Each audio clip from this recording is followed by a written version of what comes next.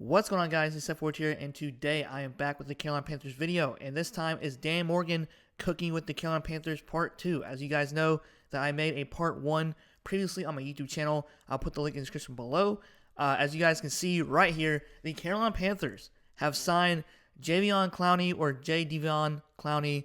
If I pronounce his first name wrong, I usually butcher names, and it's even though I try to use just to pronounce it, it's still bad. So Clowny signs with the Carolina Panthers for a 2-year, $20 million deal with the Panthers over the Jets, Ravens, and I think that it's also the Rams possibly, but who knows. But this is a huge signing. Clowny played for South Carolina. I think he's from South Carolina as well. Let me see. Is he from South Carolina? Yeah, he's from Rock Hill, South Carolina. He played for South Carolina. And this is huge for the Carolina Panthers. As you guys know, that Brian Burns is no longer with the team.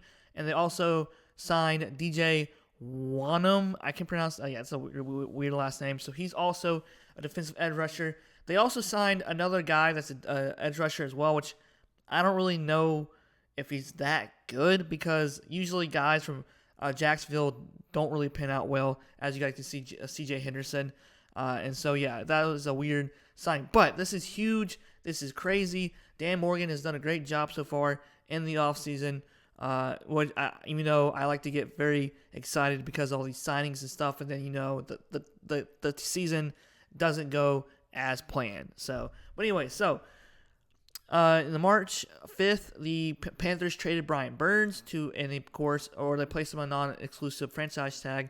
Then he gets pretty much traded to the New York Giants for $90 million. And of course, they signed J.J. Jensen, agreed terms with Amir Smith-Marset, signed Troy Hill, signed Raheem Blackshear, traded Dante Jackson for Deontay Johnson, which that was actually a solid trade in my opinion. We get a 7th-round pick. Well, even though they get a 6th-round pick, that's actually not a bad trade. Deontay Johnson is a separator for receiver, which that was helpful for Bryce Young, because last year we were terrible with receivers, and it was just bad. And, of course, then Dan Morgan just went off with the offensive linemen with Robert Hunt, Damian Lewis, Ashawn Robinson, Josie Jewell, who's I think is a solid pickup, and Dane Jackson.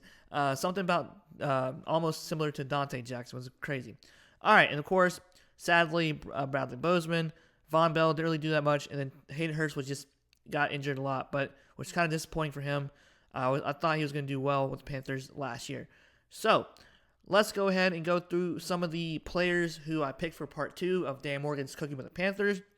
So we have Jadeveon Clowny with only having 22 tackles, tied for 52nd, 11 assists, tied for 33rd, 10 sacks, which is pretty good. Forced 2 fumbles, tied for 13th. And of course, the player grades, he was an 85.7. As you guys can see, he was really good with the run defense and really good with the pass rush as well. So that was pretty good, 85 overall. 72.3 overall for the run defense. Pass rush, 81.2 overall, so pretty solid right there. In defense, solo tackles, 22 assists, 11. Forced fumbles, 2. Stops, had 25 stops, which is pretty impressive. 10 sacks, 51 hurries, which that is crazy. 10 hits, and then 71 pressures. That is where the Panthers lacked last year. So you had 71 total pressures. You had 51 hurries and 10 sacks and 25 stops. That is honestly pretty good. Even though I think he's 31 years old. And of course, total snaps, run defense snaps 155, pass rush snaps 482. All right, so the next one, which I was a little shocked or kind of just like, what are we doing? K'Lavon Chaisson from the Jacksonville. I guess for depth purposes, maybe he might get cut. Who knows? He had 9 tackles, not really that great. 2 assists, 2 sacks, and 0 fumbles. And of course, his overall grade was 54.7, which is kind of weird, not great. And his run defense they're not bad, but it's just kind of below average a little bit with 58.0, and of course pass rush 58.2, not too bad. And I guess they wanted him as like a depth chart type player. He had 14 total pressures, not too bad. 6 hits, 6 hurries. I guess he didn't really play that much either. 9 stops, so I guess that's why they kind of signed him to maybe be like a decoy or like a hybrid. Who knows? This one I really didn't get the signing for, but it says ED. Wait, what? ED with at least 20% of league's highs. Oh, that's something else. All right, and the next one, which I'm excited about, was DJ Wonum. He actually did it really well this year. I think he's like maybe 28 years old, something like that, 24 years old. Played for 4 years, so his contract was up, and the Carolina Panthers signed him. So last year we signed him for 2 years, I think for 1 year or 2 years for $50 million less than Brian Burns, and he's had 3 more tackles and 1 more sack than Brian Burns. So not bad for a pickup to replace Brian Burns. So solo tackles 36, tied for 14th. Assists 17th, tied for 10th. Not bad at all. 9 sacks, pretty good. 10 are tied for 27th, and forced fumbles 0. Player grade, he had a 62.3, which is pretty average, I guess you can say. Run defense was pretty good, 68.6, which is in the green, not bad. Pass rush, though, a little skeptical, not great, because Brian Burns did have a good pass rush, in my opinion. Solo tackles, like I just said. Assists, stops, he had 32 stops, pretty good. 9 sacks, 23 hurries, pretty good. And then 38 total pressure and 6 hits, not bad at all. So that's a solid pickup for Panthers as well as Clowny.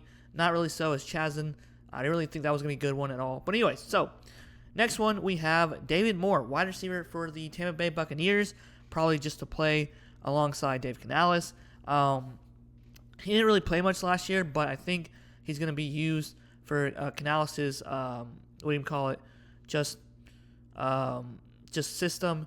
As like a depth chart type player, I think, as well. He had 6 targets, 5 receptions, 94 receiving yards, and I think that 1 touchdown was against Dante Jackson. Oh, boy.